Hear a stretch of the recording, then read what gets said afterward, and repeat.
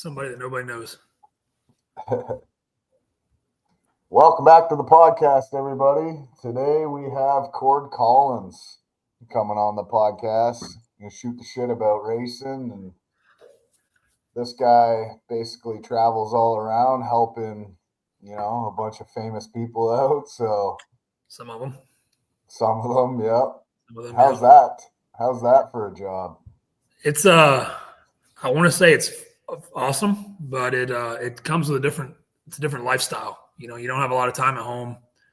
You don't get to see your family a lot. Like, we're gone. Shit, dude. Like, when you do, depending on the different series as you race, you can be gone 40 weekends a year or more, racing. So, and then you test the week before. So you're either testing, gone somewhere working on a car, or gone somewhere racing. But who gets paid to travel the world and work on race cars? It's pretty badass. Yeah. It's pretty badass. It's a different job. It's a cool job, but it takes a different, it's hard to have a family and kids and, wife and all that shit doing this. People do it, but it's just it takes more work, I guess. I wouldn't know. I don't have any of that. So no, me neither. I spent most of my life out in the oil patch and stuff, so I know what it's like being away. Oh, hell yeah. I watched some TV shows about that shit. Yeah, you can it's kind of hard to explain to somebody that doesn't understand being away all the time. I think you get to a point where you kind of prefer being away. Oh, I 100% prefer it. Yeah, so when you're home, you kind of just, like, I spend a lot of time alone, like, when I'm home, right? So it's like, it doesn't bother me. People are like, that don't bother you? I said, fuck no, it's perfect. No, Peace of I prefer it most. Yeah. You said you spent a lot of time alone. When I first started doing this shit, I spent more time alone than I've ever spent in my life. And it became like, one, it became normal, and two, it became very peaceful. Yeah. And then now it's like I go out in public and I can only stand being out in public for so long. Man, me and you are a lot alike like that. I mean, we talked about some of that shit when we were actually, long story short, I met this guy at Fuel Tech training course. Yep. So and I had no idea who he was. Yeah, he was green. Like, green. As green as they come. Yeah, that was all right class. Yeah, it was good. For me, not having any real formal EFI training and not having a lot of experience with anything EFI, I learned a fucking ton, and I'm thinking about doing it again I can probably learn more if I could do the same class again. It was a really good class. I hope they bring in a little more advanced. Not that I still learned some shit, don't get me wrong, but I would like more in depth of the software, the traction control, all the other stuff. So I think they had talked about creating more advanced classes. They just haven't got that far yet since it's fairly new. Mm-hmm.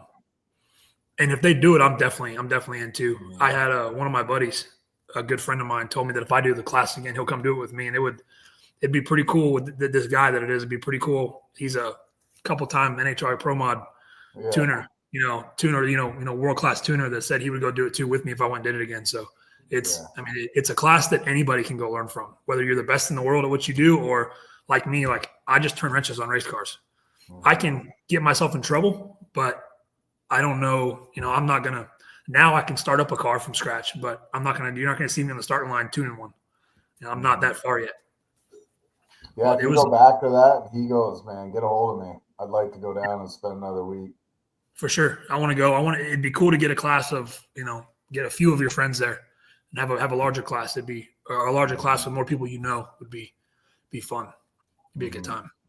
I'm interested in learning more. So anytime they do more, I hope one day they do a power management specific class, on how to use the Fuel Tech for power management in different areas of that. Yeah, that's like I'm pretty decent, like power management, a Holly, getting pretty fluent in the Haul Tech stuff. The Fuel Tech stuff is still, it just seems much more complicated to me.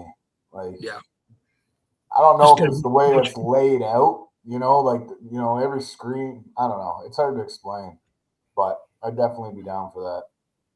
It was I had talked to one of the guys I work with in the NHRA Pro Mod stuff at Tuner, and he said that there's been some conversation about them having the guys putting on a power management specific class over there, which would be cool because that shit relays from everything from 4,000 horsepower Outlaw Pro mods to your street car stuff. It works all the way through. Absolutely. And you can learn stuff from. I'm sure that some of these guys can learn things about power management from you, and they do pro mod stuff because you do. The whole name of your game is power management. To get down the stuff that you get down. Or you just build a car that doesn't have any power and you're good to go. Or you can do that, yeah. You can show up with a stock LS on nitrous and let it rip. Yeah, that's right. Problem is, if I had a stock LS on nitrous, it would still be like 400 or 500 horsepower shot. So exactly, it'd be the biggest one it'd fit, the biggest one it'd take. Fuck yeah, that's only plugs in at every pass, bud. I had a whole pack of nitrous jets sitting here on the counter too. I put them in my bedroom. Yeah. I ordered a bunch of nitrous stuff from my buddy's airboat the other day. Oh, right on. Yeah, I don't know too much about nitrous. Do what? Hey, nitrous pretty easy, man. It's you're just adding some fuel and taking away some timing. I mean, it's not too difficult. So I'm learning it quickly in trial and error. My buddy's airboat. Do you know what an airboat is? You guys have those in Canada? Okay. So no, we don't have them here, but I've tuned a bunch of them. So they drag race them down here. Yeah. And a buddy of mine's got a pretty small block I did a few years back with nitrous on it, and they drag race them down in the Everglades and a few different areas in Florida down here where I live. And we had raced it a few times, and then I moved away to Georgia to go work, and he tore the boat up while I was gone, put it all back together, and it never ran right. Well, I come down home, figured out the timing was all off. It was way off, like 16 degrees off. It was really fucking off. And then, so then we took it out and raced it again, and put a couple of straps off a couple of plugs. And I'm like, oh, it's just got too much timing in it. We got to take timing out of it. And it's a MSD 6 plus ignition box that only allows you to pull 9.9 degrees or something is the most you can pull. And we're spraying what I thought it was a 250 shot of nitrous. It ended up being like 400 horse of nitrous. And I didn't know what jets are in it. So I was a little off on that. And then I realized that the activation wire for the nitrous wasn't even hooked up to pull timing. The timing retard wire wasn't even hooked up. It was just all in. It was just all in. And it was the distributor wasn't locked. So I had essentially you got mechanical advance. So you got a timing curve in it with all the nitrous and no timing being pulled. So once I figured that out, it's a whole different animal now. Yeah, for sure. It's a whole different animal. I locked the distributor out, and now it's pretty rowdy now. But it goes to show that they run good, but they run even better when they're right. Yeah, well, that's right. They run way better. Sometimes less is more. Yes, if that makes sense. So. You get them happy, they make way more power. Like you start burning shit up, it starts slowing down. Yeah, they don't want that for sure. So you live near the Everglades? A couple hours away. Yeah. Yeah, I rode a few airboats in the Everglades. Really? Yeah. Yeah, it's fun down there, man. It's like the. We stayed in Marco Island for a couple of weeks. Yeah, it was all around Bonita Springs and. Shit, Bonita's only an hour from me. No, shit, not even an hour from me. 45 minutes from me. Shot some guns there at the shooting range. Yeah. I've been doing a lot of gun shooting lately. I've been getting into it pretty heavy. Like drag racing with pistols. It's fun. So that's the thing. When you're away from home all the time, you're making all this fucking money. What do you buy? Car parts, guns, fucking all the shit that just goes bang. Every time I come home, I buy one or two guns. It seems every time. But I've been doing shit. I've raced 2 weeks in the last 2 months. I'm going fucking crazy. Yeah. Sitting at home, like we're talking about, sitting at home, like when you're used to working so much, when you don't have anything to do, you go nuts. Yeah. Like I can't stand being in this house. I try to get out of this house as much as I can because I go crazy. And when you're not working, the money goes very fast. Very fast. I'm starting to realize that right now. And now I got all that overhead with the shop and shit. I'm like, damn, I have no play money anymore, especially in the winter. Yeah, the shop looks fucking like I seen a picture on your Facebook the other day that it looked like it looks like you have a very full shop at the moment. Yeah, it's all like long-term stuff. So I mean, you're kind of bouncing back and forth, and then you got to order parts, and so and you're waiting on shit. There's a lot of wait time on each build. So but it's going though. It looks like you got a lot of shit going on. Yeah, I'm trying. It's future stuff to put out. Future content, future podcast topics, it's future, everything. It's pretty cool. Yeah, I was well, I know it was told you when we were eating Mexican or whatever, but everybody goes through their little spell of not wanting to do shit for a while. And I'm finally getting out of it, so it's time to get back to it. Yep. Oh yeah. You get that way every now and then. I get to the point sometimes where I don't want to even get out of my bed. I get like being home for 2 months. I'm like, fuck, I don't have anything to do. When I have a race car to work on or a race to go to, it's like I have a purpose for the day. If I don't have anything on my schedule for the day, like it's hard to even get me out of bed. I don't want to do anything. But then all of a sudden it's like, all right, I gotta snap out of this shit. I feel like a lazy piece of shit. It's time to go get stuff done. 2 weeks ago, that was me. Woke up at like 4 o'clock in the morning on my own, and it's like, okay, we're back to it. Let's go. Time to fucking go. Yep. Time to go. So. Time to go. Yeah, I can't wait to get racing, man. I'm fucking just sitting here waiting. That thing's not done yet? Yeah, it's basically done. I'm waiting on one turbo replacement, and should be good.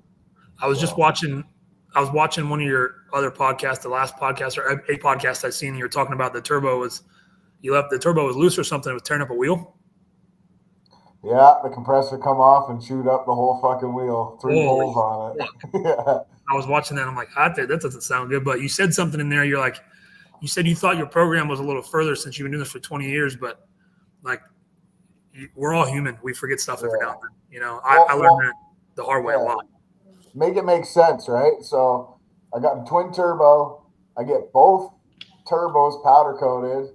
I take them apart together. I put them together, right? Yeah. Loctite and torque the one turbo, but the other one's loose. What the fuck happened? I don't know. I can tell you that I've made some pretty dumb mistakes before, and there's not a whole lot of explanation for it. It could have been a multitude of things. You could have got a phone call and walked away, or somebody could have asked you a question and you stepped away for 2 seconds and you forgot to come back and do that. Like I've done that. I mean, I've made from being, completely green, and I didn't really do a whole lot of racing, like very, very competitive racing until I stepped in NHRA Pro Mod. Like I kind of just went balls of the wall right to the fire. So I've made every stupid green mistake you can make, and I've had instances where I had the magneto on the car unplugged, and I was plugging it back up and zip tying it together, and somebody asked me a question, and I forgot to plug it back in. And this is like Q1 of the U.S. Nationals in fucking Indianapolis, and the car wouldn't start. It's just a dumb mistake. Sometimes somebody told me a long time ago, like if you start something, don't walk away from it until you finish it. Mm-hmm. Like obviously there's different circumstances there. If you're at a stopping point, if it's a little task on a race car and you're at the racetrack or working on your car in the shop, don't walk away until you finish the exact thing you're doing right now, because you'll forget to come back to it. Happens more times than not. Literally what happened. I even did a nut and bolt check and everything in the car before it went on the dyno. Checked everything but the fucking turbos. Yep. Well, just you assumed that you had done it all. Yeah. And that's the problem of assuming sometimes, is you just didn't do it. And it's the best of the best in this industry make mistakes. It just happens.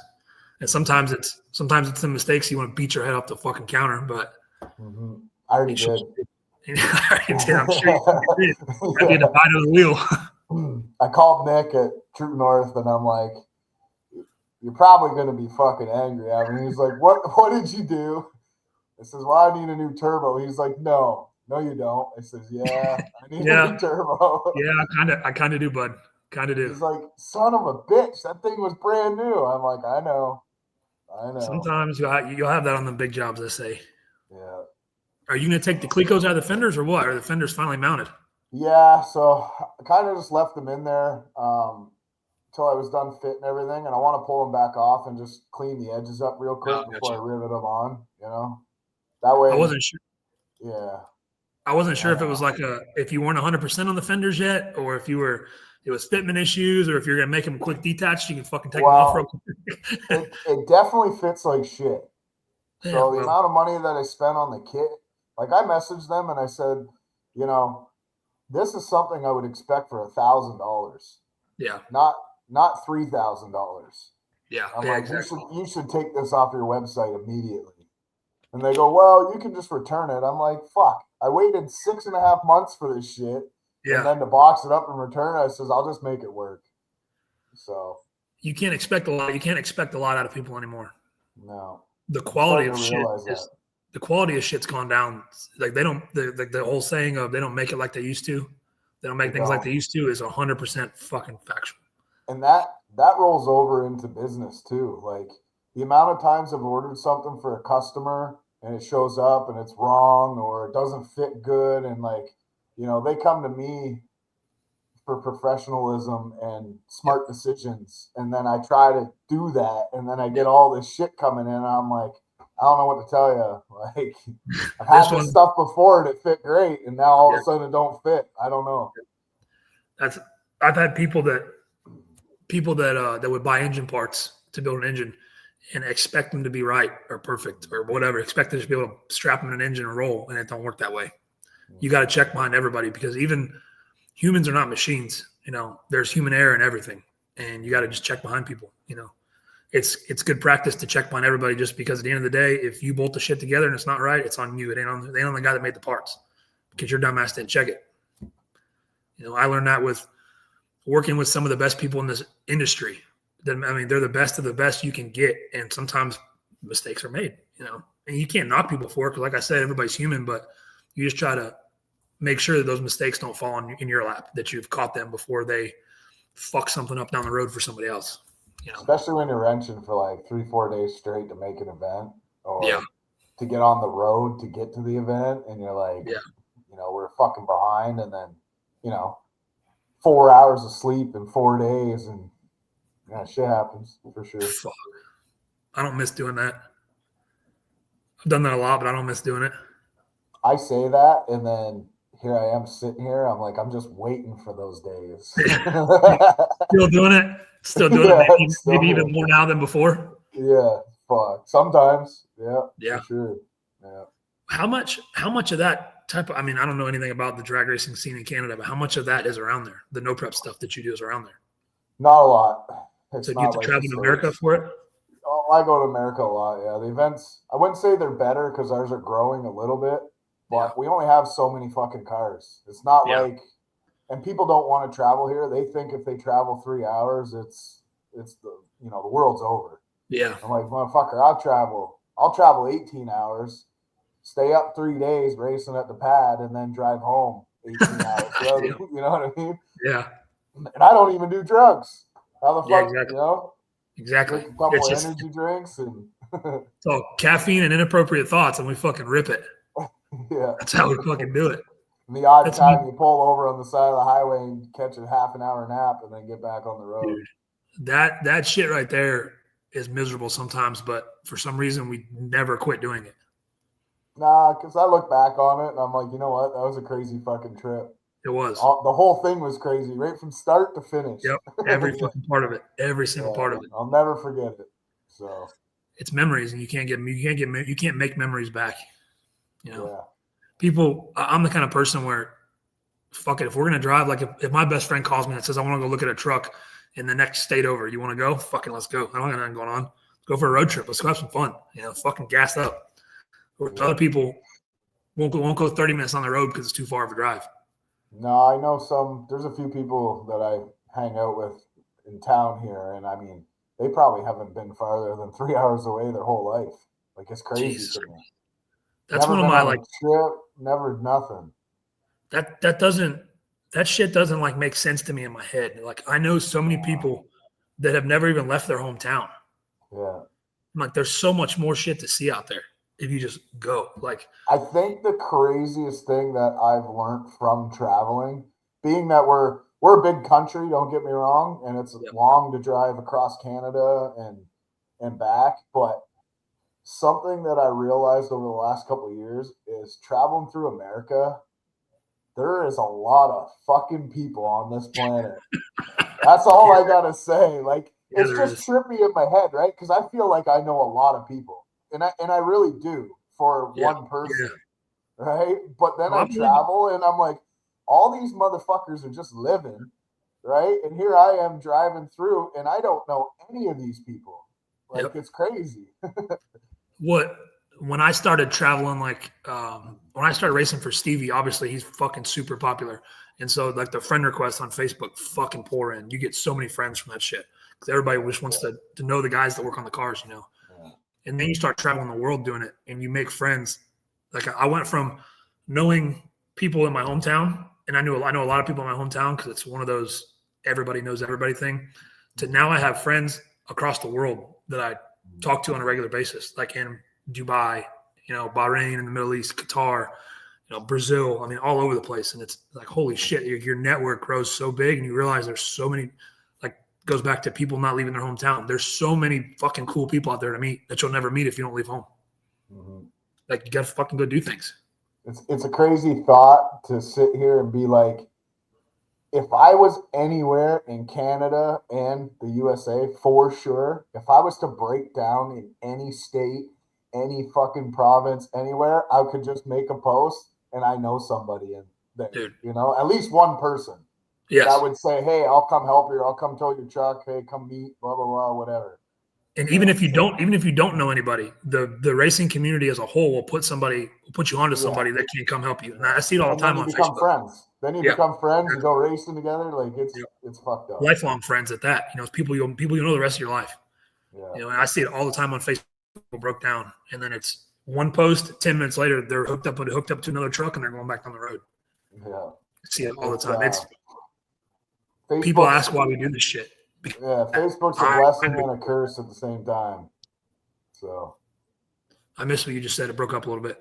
Oh, I said Facebook is like a blessing and a curse at the same time for. Oh, dude, I fucking hate it. I fucking hate it. Think of the people we meet, just doing this stuff. It's the only reason I have it. It's the only reason I have it. If it wasn't for that, I wouldn't have it. I wouldn't have any social media if it wasn't for that. I'm getting so tired of social media, but that's how I keep in touch with my friends and keep up with everybody. See how everybody's doing, see how their families are doing. That's how I keep up with everybody. It's hard to pick up the phone and call somebody that's on a 16-hour time difference than you, and as far as fuck away, it's difficult to make those phone calls, but it's easy to keep up on Facebook. I mean, shit, like you, for instance, I met you at a fuel tech class, and I can keep up with you on Facebook and see what you're doing. We can keep up with each other's lives. You can keep up with me? Fuck, I post a lot, bud. I mean, barely. I can see how your car is going. I can see the progression of your race car, So people always like, why do you post so much? So something I've learned with the media is the more you post, the more engagement you get, the more people that message you, the more money I make.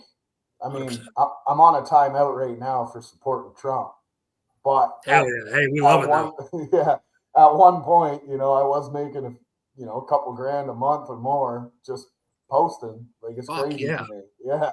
So it blows my mind how much money people make off of social media with this stuff. It's fucking incredible. Like it's insane. Yeah. If I would have kept going, if I projected it right, if I would have kept going and had the engagement grow at like the 10% or whatever they want, if I would have kept going up until this point from the election, I'd probably be making like $5,000 a month extra cash just for sitting around posting. I'm already on Facebook tuning and answering messages and everything, so why not? And like that's kind of, I mean, in some instances, that's enough money to pay your living expenses. Then after that, you can do whatever the fuck you want. Yeah. And all you gotta do is post shit. Yeah. And I've watched a lot of stuff where people talk about, you just gotta post every day, post something multiple times a day, because then there's people just keep engaging, and it just grows. Want to know a trick? What's that? If you make a post, right, or if you make a reel, and you're always going to have two types of people. You're going to have the people that are like, holy fuck, crazy real. And then you got the fucking lawyers, the Facebook lawyers and the Facebook know-it-alls. Yep. As soon as they come on the post, when you start seeing that happen, the first thing you do is you just go and chirp. As soon as you chirp them or call them this or whatever, the fucking engagement just starts going like this. Because then everybody's seeing it. Yeah. You got 500 likes on one of your chirps in the comment section. It just keeps going. My last reel with that deer. Did you see that one on my Tctuned page? Which one? Where some guy was driving his truck and he must have picked up a deer on the side of the road. Oh yeah. I saw that. Yeah, and it come back alive. Yeah. So that fucking post, I think right now I posted it 4 days ago or 5 days ago. It's got over 4 million views. Holy fuck, that's crazy. That's fucking crazy. You just go in and you just poke them. Because they know it all, right? So you're just like, because I go in, like one guy's like, who's the fucking retard that doesn't dress his, or, field dress his deer before he puts it in a truck? I'm like, the kind of retard that's driving down the highway and just picks up the deer on the side of the road. You want him to field dress it? right beside all these cars. Like, think While about little it. kids are driving by. Yeah. Yeah, think about it. Dot dot dot. You idiot! And then all of a sudden, it just takes off. Everybody is so loud with a fucking keyboard. People are so loud with keyboards nowadays. I made sure I wore my Motion Raceworks Make Racing Great Again shirt because today Trump got officially like locked in. They recognized it or whatever they call it, you know. And I seen that you guys had a win today too. Well, no, maybe a win. Not a start. So what they did is he kind of fucked us. So they shut the government down over the holidays, and they were they're about to pass a non-confidence vote, which would get all the liberals out, right? Or however that works. Yep. Well, he froze the government. Holidays happen. Then he decides to step down. Well, guess what? Now we're not going to have an election for months because the liberals get to stay in power because he stepped down. So now they can't call a non-confidence. That was calculated. Yes. So we're kind of fucked. Everybody's cheering and all this shit. I'm like, you guys don't get it. I'm like, I hope they can call a non-confidence still because it's the liberals as a whole, but I don't think it's going to happen. I think we're going to have to wait it out. Yeah. I think you guys should just be the 51st state, like Trump said. I got my pen ready. Look at, I'm ready to sign right now. I'm ready to sign. Send a petition. I'm fucking with it. Yeah. Yeah, hey. I was going to send him an email and be like, if you know who I am, just, send me the paperwork and I'll do all the legwork. We'll get everybody signed up. I'll do all the paperwork. Just send it over here and we'll make it happen. Yeah. No, that'd be cool. There's people are up in fucking arms right now that Trump is back in office, but for us, I think it'll be good. Some people don't know what's good for them. So no, well, people let their feelings dictate what they do too much, not their brains. Absolutely. And it's fucking pathetic, but that's America for you. And that's why we are America, because those people are still allowed to have an opinion. That's what low testosterone does to you. God, dude. When you're a fucking female most of the time. Yeah, kid. I can't knock on the people with low T. I've had to get on, and I'm only 30 years old. Yeah, well, I mean, they say everybody that's 30 and up, they need it. Fuck, I'm on it too. I was hesitant because of once you start it, you kind of got to be on it the rest of your life. And I was hesitant because of that, because I'm like, fuck, man, I'm only 31. Like, it's going to take, I'm going to be on this forever. But when I got my testosterone checked, I had the levels of like a fucking 60-something-year-old man. I'm like, well, yeah. And I know exactly why, because of all the dumb shit I did when I was 16, 17, 18, 19, 20 years old, all the shit that I took that I shouldn't have been taking as a fucking teenage kid. But I could buy the shit, and it made me really strong, and I fucking liked it at the time. So whatever. I don't regret it, but now we got to juice up every other couple days. Yeah, I do every 3-4 days. I don't take enough to get jacked. I just take enough to boost my levels up. Yeah. Yeah, to feel good and have energy. Yeah. It should affect your mood and everything. I notice it big time when I'm on it or off of it. I can notice my moods are fucking crazy.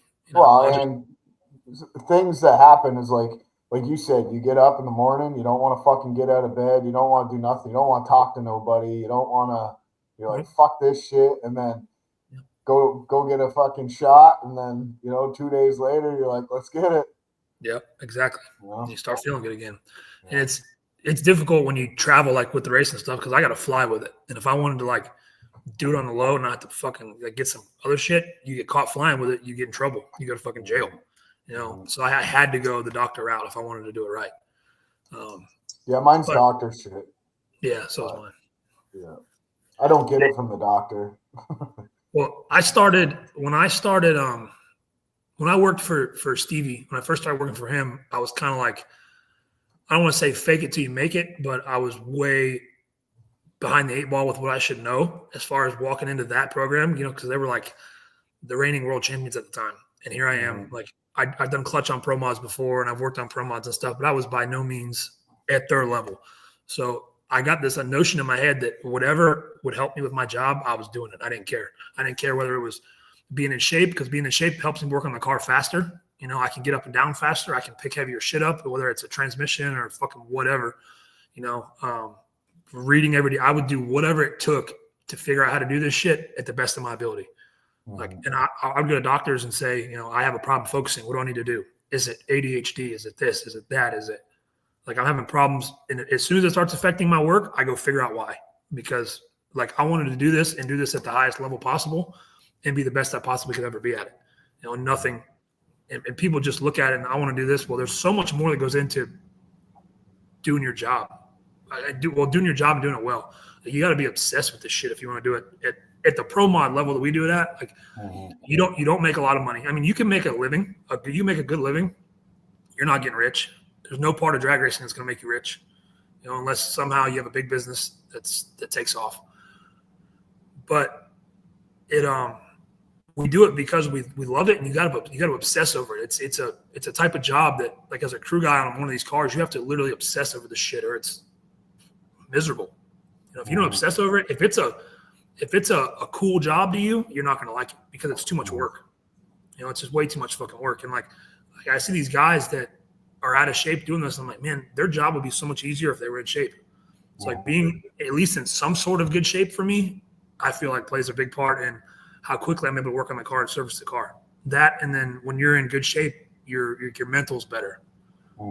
Sometimes you got to be able to just do shit and not think, just do it. That's something I noticed too with getting healthier and shit is, I don't have as much brain fog as I used to have. So. Yeah. And that's big, especially when you're doing all the shit that you're doing, tuning, driving, working on them, telling, also delegating tasks for other people to do while you're doing all that.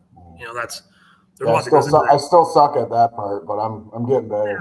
Yeah, we all suck. We all suck for a little while. I still suck at it too. But when I learned that from working with Stevie, that like he took his fitness very seriously, because the cheapest way to make your race car lighter is to lose weight yourself. So like the lighter you can be and the better in shape you can be is the more ballast you can put in the car. I know that's not. I mean, yes, it's important with what you do. I know you guys have to put so much weight in the car as it is. Not as important, but these guys, you don't see massively super overweight guys driving race cars and doing good at it. All that shit plays into it. And then I also see the people that drive these things that are really out of shape, and I wonder, like, how the fuck are they going to get out if they're on fire, like, quickly? Like, that blows my mind sometimes. Fuck, even myself, I think that. How am I going to get out in a fire? Yeah, fucking quick. Yeah, in a hurry. Yeah. Like, you want to be able to, and be. You don't want to be stuck in there because you're too fucking big to be in there.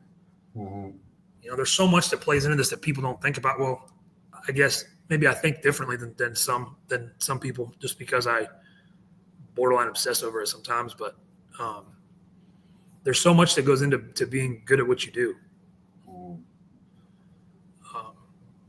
But it's that way in any facet. It's just a matter of how fucking good do you want to get at it. You're not going to get good at it by only doing it 2 days a week on the weekends. Right.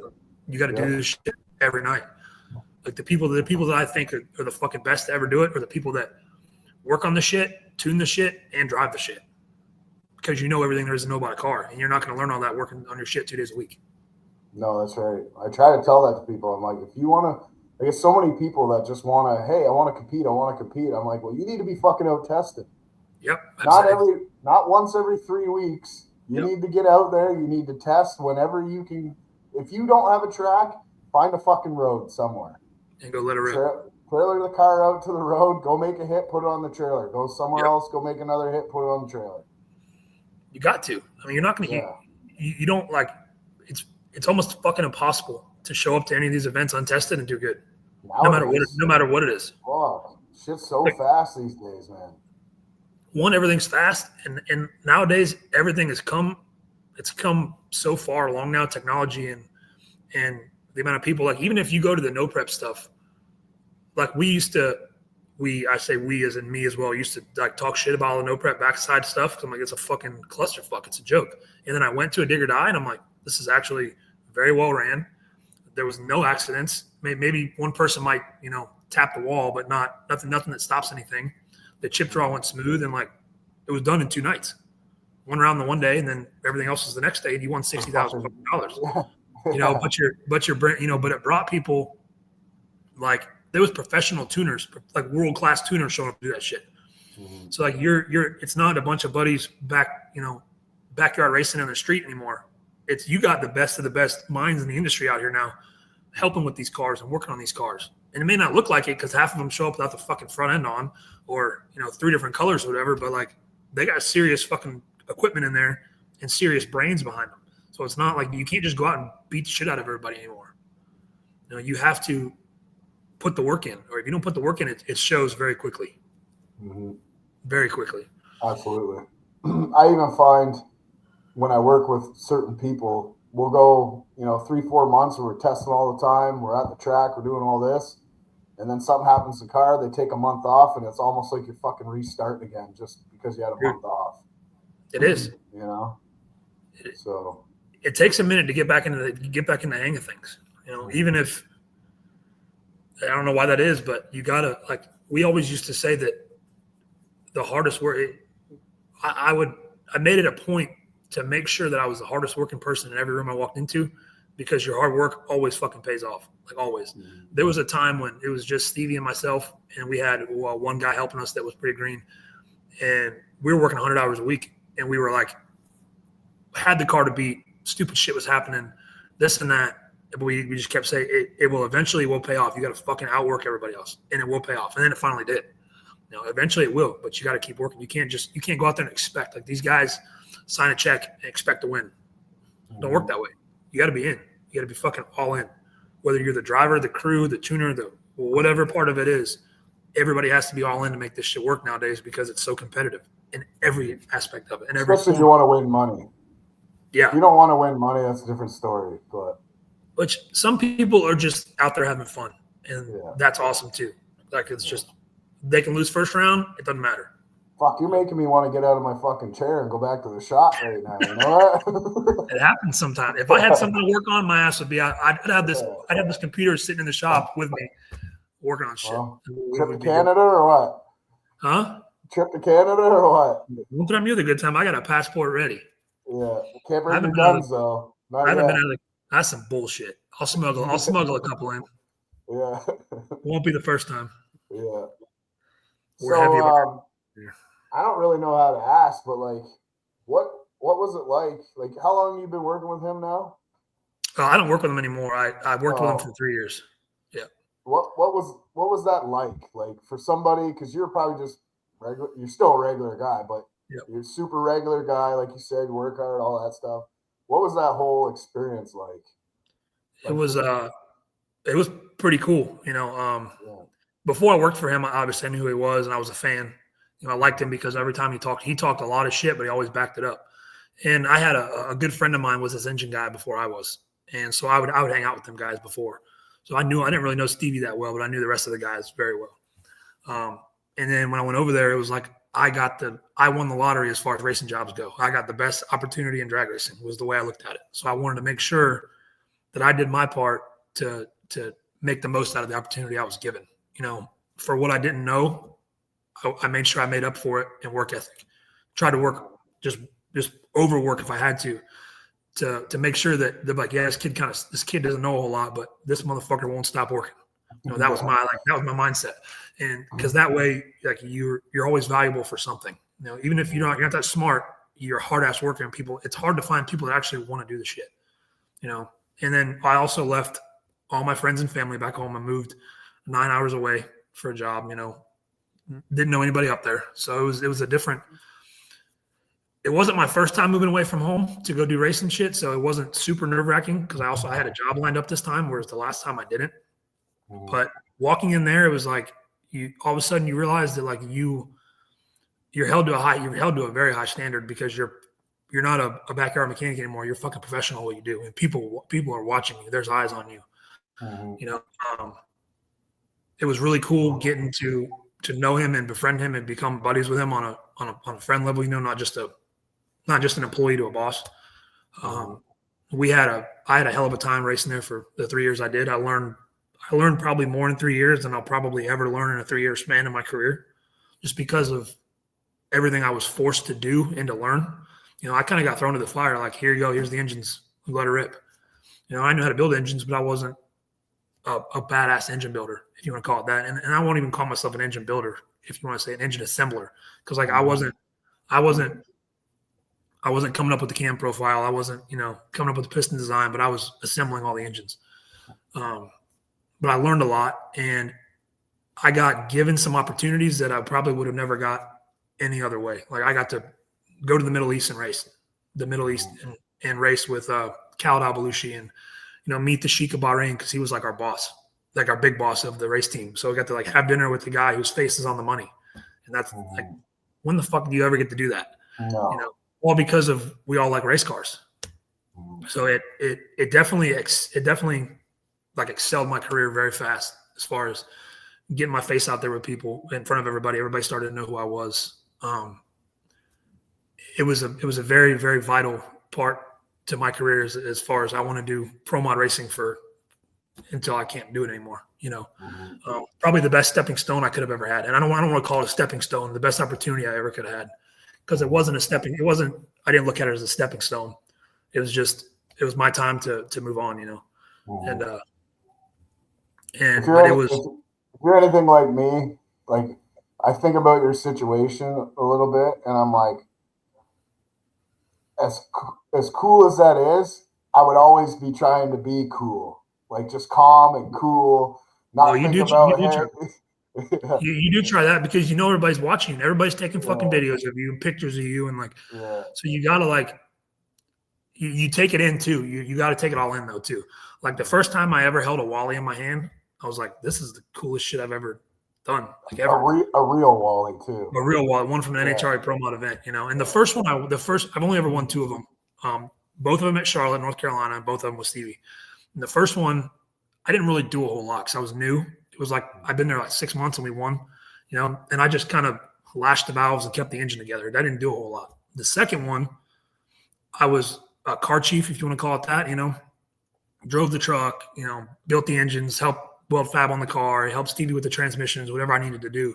I did a whole lot more, and that one meant probably more to me than anything in the world when I got to hold that one. Like that one, I held it and stared at it for a minute. Like I can't believe this just happened. Is because you go from all these guys that you've seen as a kid, like Todd Tutteros, Steve Petty, Brennan Stroud, all these guys that are these badass world-class tuners, and now you're racing against them, and then you beat them.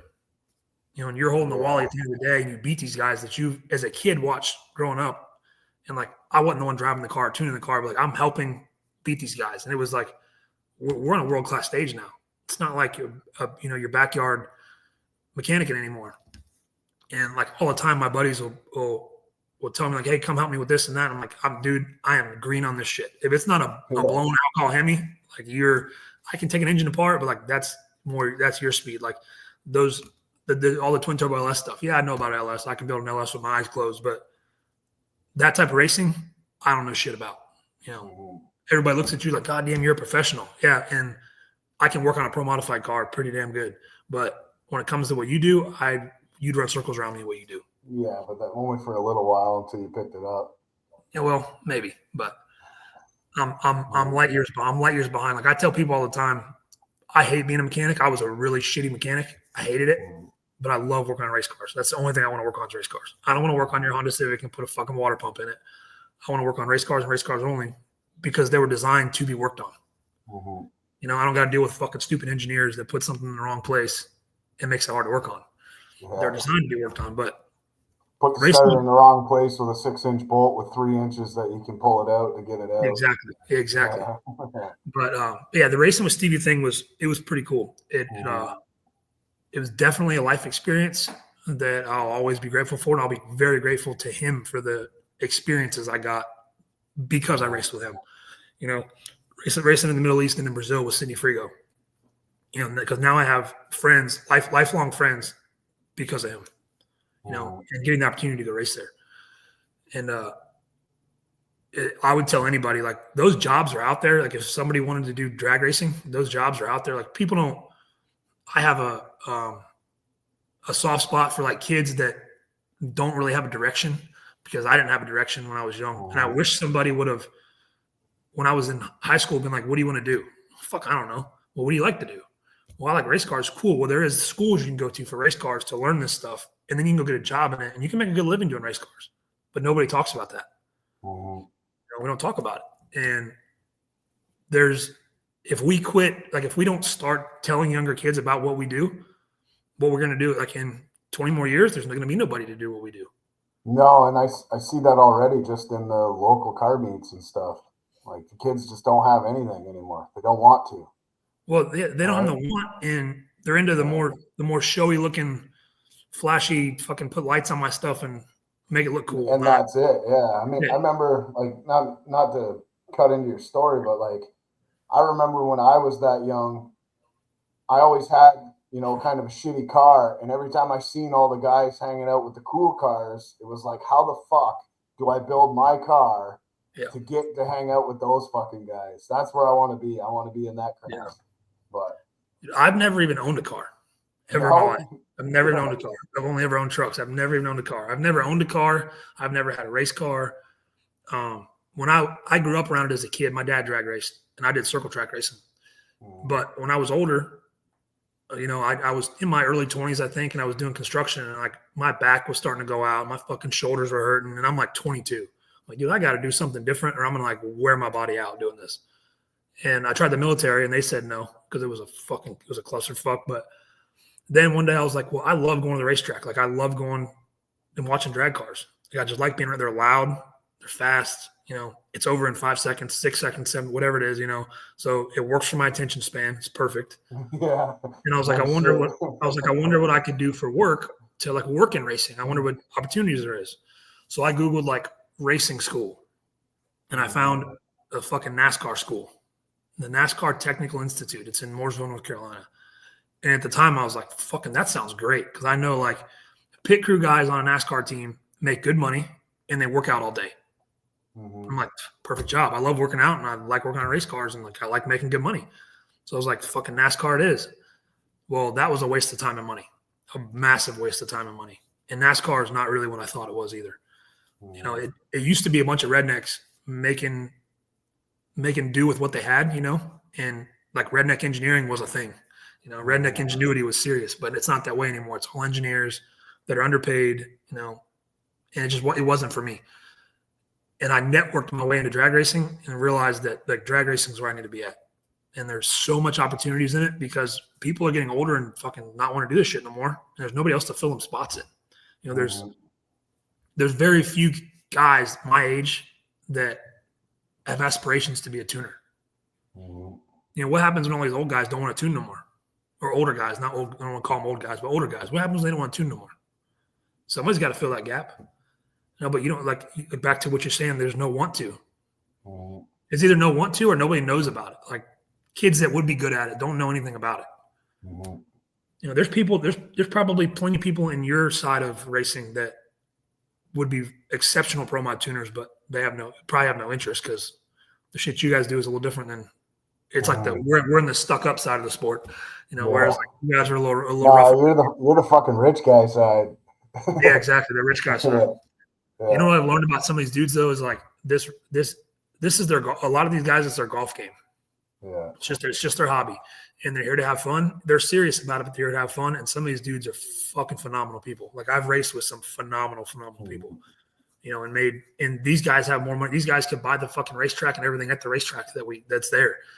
And they're just humble, good dudes. They want to be treated like regular dudes because everywhere else they go, they're big bosses, CEOs, you know, whoever they are. And they're tiptoed around everywhere they go. So they like it when they're just another guy at the racetrack having fun driving a race car. You know, and that to me, that's really cool. It's cool getting a shit. Like I told one of my buddies about it. I used to look at it as my network went from all my drunk redneck friends in my hometown to now there's like, I know people of serious like standings and serious, I don't know what the word I want to use is. Like I know pretty important people now because of drag racing. I know very wealthy people because of drag racing. I know very good people because of drag racing. And my network is just the sport of drag racing alone. Like in the game of life, I think drag racing is like fuck all. It doesn't matter. Like being a good person is what matters, and having good friends around you. And I've met some of the best people in my life because of drag racing. You know, if I could never drag race a day, if I could never work on a car a day again in my life, I would just want to be around it for the people. I mean, fuck. I mean, I'm talking to a guy from Canada right now on the computer that I met one time at a fucking EFI class. Hey, we shared Mexican together. We're good. We did. Sharing Mexican together is like the threshold for breaking bread as buddies. I still have fucking heartburn from that day. God damn, that was some good Mexican food. But fuck, you know what? I don't think I've had Mexican food since then, or very. It's been a long time since I've had Mexican food. We don't have Mexican restaurants like that around here. So, do you guys even have Mexicans there? Yeah, we got snow Mexicans. Yeah, that's all you guys. Yeah, you fucking snow Mexicans.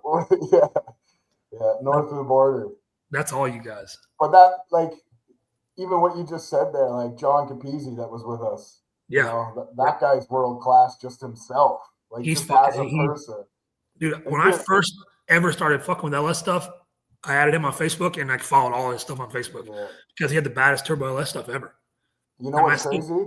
That motherfucker drove across the country with me in my pickup truck, shared a hotel room, hung out for who knows how long. He still calls me like every other day. Hey, how you doing, man? I'm like, this is crazy because that's cool. That's cool as shit. Idol, right? Yeah, that's cool as shit. So, and that's like when we sat down in that class, and I was like, I'm looking over, and I'm like, I didn't know who you were, but I knew who he was. I was like, I think that's that fucking Capizzi guy. Like, that dude fucking badass in this stuff. You know, and then you got like the other guy, Howard, that was there. That's one of the lead dyno guys at Vengeance Racing. Like, been doing this stuff as long as I've been alive. You know, I'm like, I'm over here just I turn wrenches on this shit. And everybody's talking in these terms, and I'm like, fuck, I'm writing it down and then Googling it on my phone to see what it is, so I can then I can pick up the conversation, know what everybody's talking about. But it was cool just to all of a sudden that you'll run into these people, these random places. I would have never thought that he would be in a fuel tech class because he's a Holly guy. No, I drug his ass along. I said, let's go. I think people are finally starting to get past the whole like fuck Holly or fuck fuel tech or fuck Hall tech. They're starting to get past all that shit and realize that you in this day and age, you got to be able to use it all. It's not even the point of using it all for me. Mainly, I just go to learn something from different people because you're always going to learn something different from somebody else. And if I can take all of that and put it into one thing, it makes me that much better. That's a very good point. That's a good point because I say that about the people I work with. You know, I can work with people like I've worked for Stevie, who I've worked with the Proline guys, and that's like opposite ends of the world right there. That's like black and white. You know, they're big rivals. You know, they're like the biggest competitors. They are pro modified drag racing, mostly. Well, you can learn so much. I learned so much over here, and I've learned so much over here. And if I always tell people, you learn from everybody. You learn stuff from everybody, and then you pick and choose what you think is the best and forge your own way. Because like so-and-so is going to say his way is the best, and then he's going to say his way is the best. But at the end of the day, it's your decision. It's your decision what you think is the best. You know, and then you form your own way of doing things. And that's what makes you different than so-and-so because you learn from, and the more people you can be around, the better. You know, that's why like when I started tuning, everybody was, you know, oh, blah, blah, blah, fuck that guy, fuck this guy, I'm better than him, blah. And I'm like, you know what? I don't want to be like that. I would rather work with, 10 badass tuners, be able to call them anytime and say, hey, I got a fucking problem. What do you think? Or, hey, what do you think about this? They help me on my car. It's all good. Like, I don't care about being the guy. I want to be the guy, but I don't care to just be the guy where I hoard all this fucking information and don't talk to anybody thinking I know everything. So I like one of the things that I guess probably my biggest gripe about drag racing at this level is the shit talking that happens between everybody, because I don't like shit talking. I think it's stupid. And I think that I tell people that none of us got into this because we were going to get rich doing it. We all got into this because we love doing it, and it's a hobby of ours and a passion of ours. And there's no need for everybody to shit talk each other. I understand that sometimes people have their falling outs and whatever, but like you were just saying that the fuck this guy or fuck that guy. I think that's the stupidest shit ever. Like, we're all out here. This is fun to everybody. Everyone does this because they enjoy it, not because we're out here getting fucking rich. So there's no point in shit talking everybody.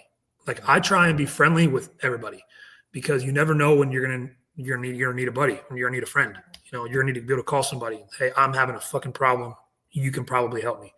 You never know when that's that. And I just don't understand the point of it. We're all out here to have fun together as a whole. And if it wasn't for, I think some people just like, there's a few people where I'd say that fuck that guy, but it's because of the person he is. It's not because of his car or his race team or nothing. 100%. 100%. And I, like I said, there's certain circumstances where people have done things that have fallen outs where, you might say fuck that guy, but as a whole, if you just don't like somebody because they're doing good, no, it doesn't mean you can't race them. Yeah, exactly. And if it wasn't for them, if it wasn't for everybody as a whole, we wouldn't be doing what we're doing. Exactly. There'd be no fans. There'd be no racing. There'd be no money coming into the sport. Like, you got to have everybody out there. And if you eventually you shit talk people enough, they're either gonna quit coming and they're just gonna they're not enjoyed anymore. You know, and I hate to see people that are really good at what they do don't do it anymore because it's too much of it's a dick swinging contest. It really is. You know, it's who's the biggest guy out this weekend.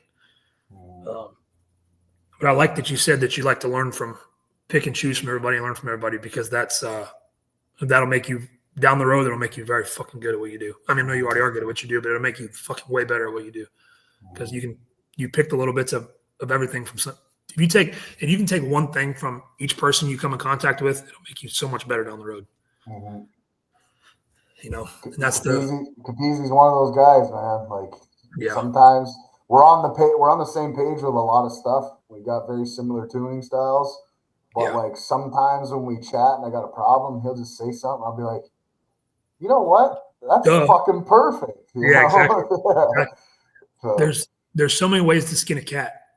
Yeah. You know, and just because you do it one way doesn't mean your way's the best or the right way. You know, there's no right way. There's what works for you at that certain time. You know, I've seen people out here that do things that looks completely ass backwards, but then the car hauls ass, and you're like, fuck, that worked. Like, I don't know why it worked, but it fucking worked. You know, I don't know why that is, but like when I first went to no prep, in my mind, I'm seeing these guys that have hundreds of pounds laid over the axle of the car. I'm like, how in the fuck? Like, there's got to be a way to not have to do that. But every car that goes fast is doing that because you need the traction. And in my mind, I'm like, okay, if I can figure out a way to do away with all that weight and make the car work, you just fucking beat everybody because you're 600 pounds lighter than everybody. But at the time, that's what you got to do to go fast.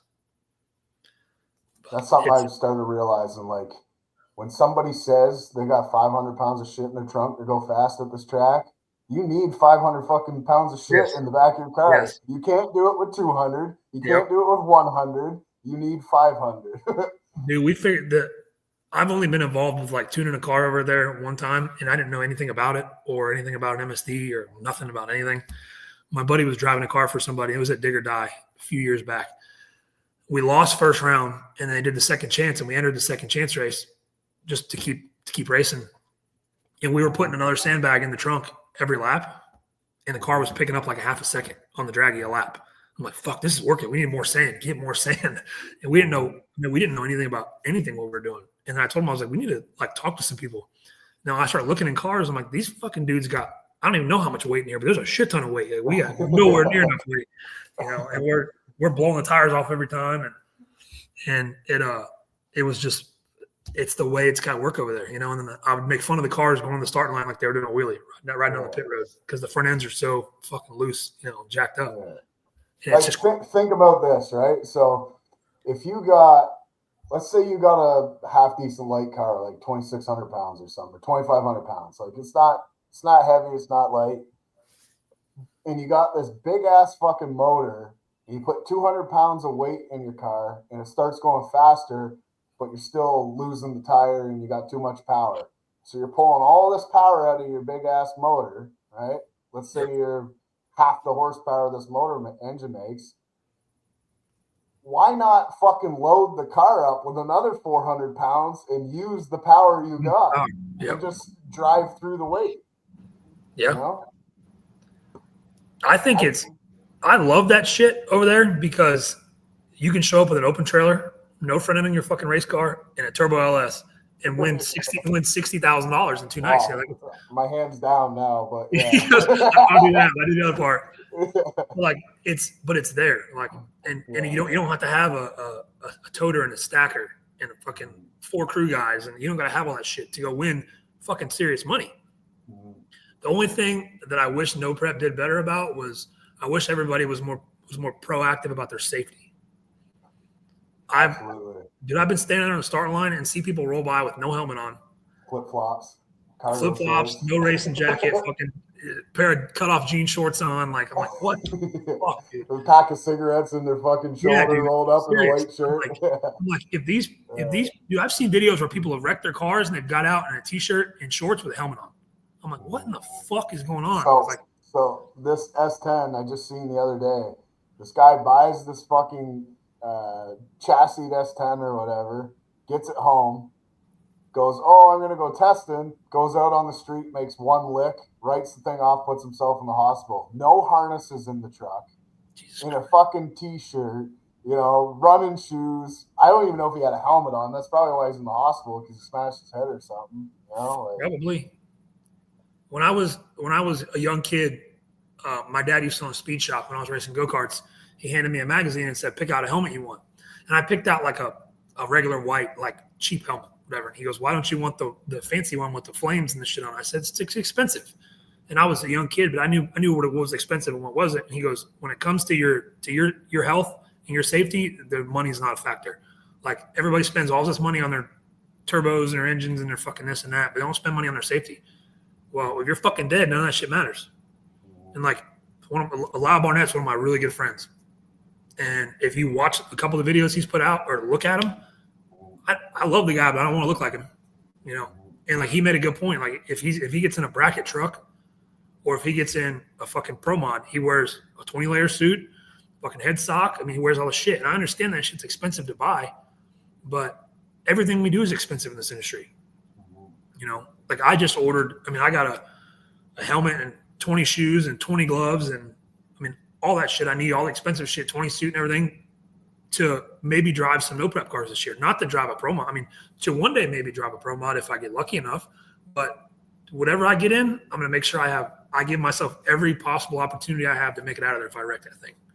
And I wish more people in no prep did that because you see so much neglect, and it's going to take one bad wreck where somebody gets really hurt or dies, and no prep, backside no preps no more. It's going to take one time. And there's not going to be no more because the tracks won't allow it if that happens because safety is not a factor. And people, they're just not proactive. Everybody's reactive to it, not proactive to it. And that's coming from the whole fucking nation, reactive. Yeah. Yes, very true. Coming from the side of racing that I do and this really bad wrecks I've seen, like I just wish people would do more about their safety, because I've seen some standing at dig or die on the start line with this guy that's one of the big tuners in HRA, and we're looking at each other and he goes, did you fucking see that? I'm like, yeah. I'm like, you mean the guy with no fucking jacket on or nothing? He goes, yeah. I'm like, dude, what are you going to do about it? You can't fucking do nothing about it. But even this guy, like the guy that I was talking to, he's won NHRA Pro Mod championships as a tuner. He's a fucking badass. He told me, he goes, dude, he goes, you come out here, take everything you know about drag racing and throw out the fucking window. Yeah, absolutely. So different. He goes, it's so different. Yeah. Which is cool. It's another challenge to go try it and do it. And I'm hoping this year I can get out and do some no prep stuff. Maybe if I can put something together, come out and do some no prep stuff with you guys. I think it'd be a lot of fun. I like the atmosphere. I think it's fun. It's so. How tall are you again? Huh? How tall are you again? 6'2". You might not fit in my car. Probably wouldn't fit. Let's say you come fucking drive this thing. Probably wouldn't fit. I might drive a car here. A local, a little bit, just to start getting some seat time. I've never drove anything really fast. I've drove 1,500 horsepower cars on the street, but not drag racing on the street. But I've been 6 flat, and 8th mile is the fastest I've ever been. So I haven't been fast in a car. So I need to get seat time and some stuff and start. I've been around enough world class drivers to kind of know what the do's and the don'ts of driving anything race car wise, but I've never physically sat my own ass and went and done it. So, well, like your buddy said, take everything you know about drag racing and throw it out the window because you don't fucking lift.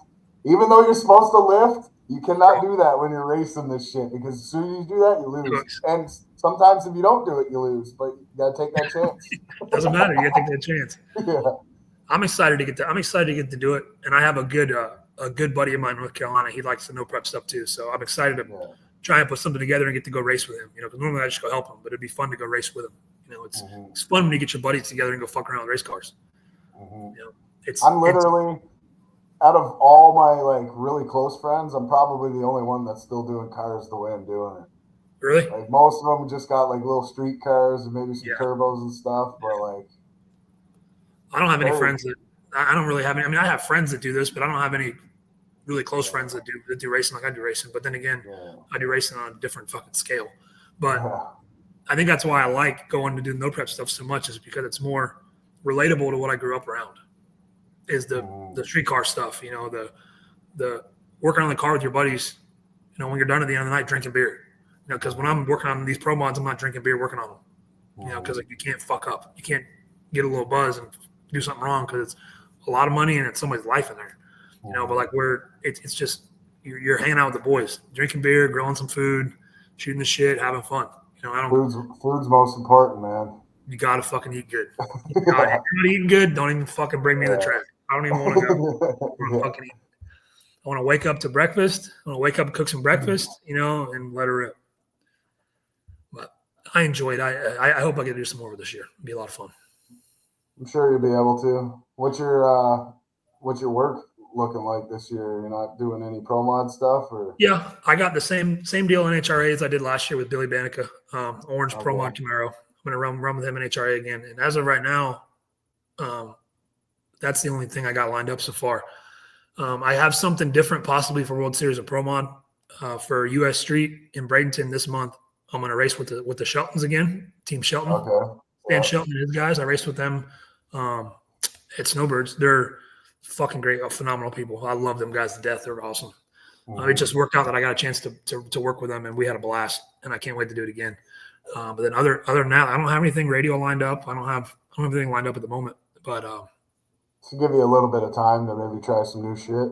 Yeah, do some new shit. Or I want to do some PDRA racing. PDRA is badass. That's the baddest 8th mile drag racing you'll see in the world. Is PDRA. You know, like as far as the series goes, the races down in Bradenton in the wintertime, pro mod races are that is the fucking epitome of what an 8th mile door car racing is like. I mean, fucking Kai Kelly just came and won with a fucking IROC Camaro with headlights turned on. Just beat the fastest pro modified field in history, you know. But the PDRA is fucking badass, and the organizations ran very well. You know, it's so smooth, and there's some badass racing over there. So I want to go over there, do some pro mod stuff this year over there if I can. I want to do some radio stuff. I love doing one of the radio races. It's a marathon. It's a fucking marathon. So you're there a whole week, but it's a good time. The radio racing shit's fun. I mean, it's normally really, really good weather when you're there. It's nice. The people there are cool. The fans are awesome. So we'll see what comes up. It's still early in the year. Shit, it's very beginning of January. I do have my HRA thing locked in. And that's the one thing I have locked in so far. And I'm excited. I'm excited to win one with Billy. Billy's never won a Wally before, and I've never won a Wally with anybody that it was their first time, and that's a special deal when you win with somebody it's their first time. So I'm really hoping we can put Billy in the winner's circle this year. Yeah, that'd be cool. Get a Wally. It's fun to see. It's fun to see grown men cry sometimes because they're excited, especially when it like crazy to think because most people are like, that's the fucking best job on the planet. But like you said, it comes with fucking hard work. You know that saying, if you love what you do, you never work a day in your life? It's a fucking lie. Yeah. If you love what you do, you'll work twice as fucking hard at it. I promise. And be miserable the whole fucking time except for that 5 fucking seconds going down the track. You're happy, and then something happens and you're pissed off again. The whole time. I tell people, like, with the pro mod stuff at this level, like anybody that does it on a level where we race on HRA, it's your full-time job. You don't have another job really. It's what you do. And maybe 75% of the time, I tell people 90% of the time. 90% of the time, it fucking sucks because you work 12 to 15 hours a day a lot of the time. You know, you don't have time to like go to the gym after work because you're fucking exhausted from working on pro mod cars. And it's not like you're standing around. You're fucking working on cars. But that 10% of the time is fucking badass, and it makes up for it. You know, when you're standing in the winner's circle, or you're in a different country racing with somebody, or you're in Las Vegas at the end of the year racing for the championship, and you get to go to the bar in Las Vegas with all your buddies from all across the drag racing and have drinks and have a good time. Like that 10% makes up for the times when it sucks. You know, there is times when it fucking sucks. Like it's the biggest emotional roller coaster you'll ever go on. Drag racing as a whole. Drag racing in general. Yeah. Drag racing in general, it's fucking ups and downs and ups and downs. Yeah. Like Stevie, one of the things that I like the most that Stevie said, the way he put it was, he said, drag racing is like having a credit card, right? Like we call it the fun card. When you win, like you'll go on a run and you'll just fucking win and win and win and win. You'll do really good. You charge that fun card up. But there comes a time when you got to pay that balance off, and you're gonna fucking suck for a little bit. And then once you suck for a while and you push through it, you'll start charging that fun card up again. and it's proved itself to me more times than I can count. Mm-hmm. But you got to be somebody else told me, Phil Schuler, he's really good buddies and business partners with Stevie and Tunes Top Fuel Cars. He told me you need to learn how to be a better loser than a winner because you're going to lose a lot more than you're going to win. Fuck, you might only lose. You might never win. You might only lose. But for some reason, you'll fucking keep coming back and doing it over and over again. Fuck, I don't know why. It's an addiction. It's better than having a drug addiction, though. Yeah, you could be sleeping in a tent beside the river over there, you know. Yes, you can be broke sleeping in a tent, or you can be broke sleeping in your house with a race car. Like, whatever. At least you're not sleeping in a fucking tent doing drugs. So, I mean, at least we got something going for us. Yeah. Got a few things I could sell if I need be. Exactly. I mean, you can look at it as an investment if you want. Yeah. Not shitty really. one. A shitty one. Very shitty one. Really shitty returns. Yeah. The ROI on drag racing is not very good. Are you gonna try and make War in the Woods this year? Depends on when it is. I don't. That was June, I think. I have to look. It's either May or June this year. In the middle of our summertime in NHRA, I think we have like a good bit of time off. That's one of the ones I haven't been to. Man, it's a fucking trip. If you thought Digger Die was big, man, this motherfucker is real big. And the food's good. They fucking haul ass too, don't they? Like really haul ass there. 460s. Fuck, that's ridiculous. On a fucking no prep is ridiculous. Yeah, with like fucking 400 feet of shutdown. God damn. And a grass there's more than that, but yeah. Jeez. And it's got a piece of grass between the two lanes. Yep. Jesus fuck. I know drivers that wouldn't get in a fucking race car if they seen grass. Oh, it's so fucking awesome though. The vibe is crazy, you know. I can only imagine. I guess when you're like, you do the burnout through everybody, right? You get lined up. I don't even remember the grass. That's the thing. All I remember is just letting the button and then trying to stop for the end. That was it. Are you worried about running everybody over when you do your burnout? Fuck no. Get out of my way. Fuck no. Fuck if no. you get in the way, it's your own fucking fault. You're going to fucking stand there. Why do you think I put the pipes in my new car the way they are? I'm putting spark plugs in them motherfuckers. They'd be flamethrowers. You throwing flames out? God damn. Oh, yeah. Like when I first started going to Valdosta for the radio stuff, and there'd be 300 people on the start line, and they're doing burnouts where people can touch the sides of the car. I'm like, man, like in my mind, I'd be like, I've had people hit my mirror as I'm doing a burnout right through them. Jesus, fuck. In my mind, one time I think I got somebody's foot. Like I'm not sure, but there's a fucking bump in the burnout. I don't know what it was. Or when you're like backing up and everybody's got the fucking start line crowded, and I just keep backing up, and my guy's telling me to stop, and I just keep going. Keep on going. Pushing back. Pushing back. I remember when we were at the last Digger Die, I was grabbing people and fucking moving them out of the way. Like, get out of the way. I need to see where the car's at. Like, you're in my fucking way. Yeah. And people, and you think people be mad, like, oh shit, I'm sorry. And they fucking scurry out of the way. No. I'd be scared, dude. I've seen people wreck the fucking flip race cars over in the burnout. Like, you're not going to catch me standing in front of one of them motherfuckers or around them in a burnout. I definitely won't stand in front, but I'll stand behind one. But I definitely won't I won't get right in there until they're like fucking staged and getting up on the chip. You know what I mean? Yeah. And I make sure there's a fucking way out. If a car fucking hooks, I can bail out over a wall somewhere so I don't get run over. Man, there's a couple street races is even worse than the tracks. There was probably 200 fucking people crowding that line. Jesus. And like the whole vibe of doing a burnout through people, and they're like, yeah, you know what I mean? Like that's fucking cool. It's crazy. That's one of the coolest things that I always thought would be badass about like at one of Donald Long's races, a lights out or no mercy, when there used to be 500 people on the start line and it's a final round for $50,000 and you got two 4,000 horsepower pro mods and you're doing a burnout between all the people and there's fucking cameras going on. Like how these dudes stay focused and not like freaking out is beside me. Nah, I think once you get enough passes in a car and you're just sitting in the car, you're really not thinking about anything else. Yeah. Like the biggest thing I can say is if you start racing a car, it's all routine, right? It's the same thing every time. You start the fucking car the same, you turn the same switches on every time, you do your burnout the same, you back up the same, you stage the same. You have to.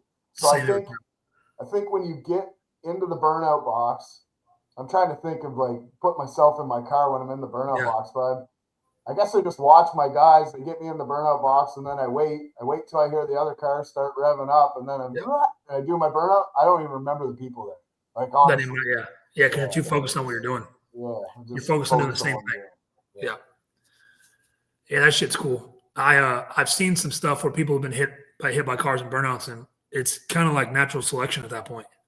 Hey, man, that's the fucking Russian roulette. That's it. If you're fucking dumb enough to stand there, like, whatever. Don't bitch when you get hit. Exactly. Don't be crying and trying to sue everybody because you got run the fuck over. That's like, we don't have that problem here. You know what I mean? Like the whole suing thing. Like, oh, that's not a thing up there. Not like people sue people, but not like a man. Fuck, you open a door for somebody and they bump their arm. Like, I'm fucking suing you. Oh, dude, it's pretty bad. It's fucking people. There's a road here by my house that is like it's the lower poverty area, and these motherfuckers will jump out in front of you in traffic, try to get hit to get money. Yeah. I almost ran a chick over one night. Like, I tell you that I drove my truck into the fucking median in the bushes, and I'm pretty sure there's a handprint on my bumper because I almost smoked her ass. She come out of nowhere, and like I wasn't speeding or nothing. It was just she come out of fucking nowhere, and these people are. That's what they do in Russia, right? That's why everybody's got a dash cam in Russia. Yeah, they jump out or they fucking open the door in someone else's car that they're in, and they jump out in front of you, roll, and you run them over, trying to get $1. And the problem is, they'll end up dying and not getting shit, and it's play stupid games, win stupid prizes, or be in a fucking, coma or a wheelchair for the rest of your life for exactly. Yeah. How much was that worth? Mm-hmm. But yeah, that's a bad problem here. People are. You got to remember, I never understood that. There's like 20% of us that are people that hustle and want to get shit, and we're down to earth and we see shit for the way it is. Then, there's a lot of people that are just smooth brains. Yeah. They're just fucking on cruise control all day and don't really. Right. I tried to have a conversation with somebody the other day. Can't remember what restaurant I was in, but like just talking to them, it's just like repeating the TV the whole time. Yeah. Even with sports and all this stuff is just blah, blah, blah. I'm like, do you think of anything else? Nope. No. Nope. People don't have anything. They don't have anything going on in their own personal lives to make them have to think about anything else. They don't. They consume all this bullshit, and then that's all they know. And then you get the people that are book smart. That went to college for fucking 15 years. That think they're smarter than everybody, but they don't have any street smarts. They're dumb as a box of fucking rocks. Yeah, you can pass the test. That's cool. Like, whatever. I can pass the test too, but I also can fucking get around life without having to ask everybody to fucking do it for me. It's we're the minority when it comes to that. Which maybe people think maybe we're the fucking weird ones. Who knows? Nah, man. Hey, I know you're on the right track. You're all about the first form shit. So yeah, well, if you support first form, you got a fucking brain, eh? Something like that. That's why I like to support people that I personally align with their values. You know what? He is a badass. Like sometimes maybe he's a little much for people, but like when you watch him post his like garage, with every car, and he goes in and like, I'm different. So I'm not sitting there going, oh, it must be fucking nice and shit. I'm looking at that shit going, fuck, that would be sick. I'm like picturing myself walking in his garage, thinking it's my garage. I'm like, what would that feel like? I'm like, that's what I fucking want. That's what that does for me. But then most people are like, oh, look at this fucking rich asshole, blah, blah, blah. Yeah. I'm not like that. One of the biggest things I liked about him that turned me on to that company was his Hold on one sec. Shout out to Andy Frisilla if you're ever watching this. Yeah, if you're listening. Come on the podcast, bro. Yeah. He's too much for me sometimes. There's a lot of things, I won't say a lot of things he says, but there's some things he says that I don't agree with. But that's why we're allowed to have opinions. But there's the majority of the shit that he says, I agree with 100%. And I like him because he's not one side or the other on issues. Like in America, basically everything in America is fucking politics, But like in relation to politics, he wasn't one side or the other. He wanted everybody to have the same amount of freedoms. He wanted everybody to just be able to do whatever the fuck they want to do and leave everybody alone. And that's how I feel. Like, if you want to do what you do, date whoever you want to go date, whatever. And at the end of the day, we all agree on leave the fucking kids alone. I'm good to go. Stay away from the fucking kids. Leave kids alone. Let kids be kids. Don't push any dumb shit on the kids. Other than that, like, go do whatever you want to do. Like, we don't care. I don't taking away everybody else's opportunities too. Yes. You know, he Just wants because the you same like opportunity for everybody. Yes, and just because and like he like just because you don't like something doesn't mean you get to fucking ruin it for me.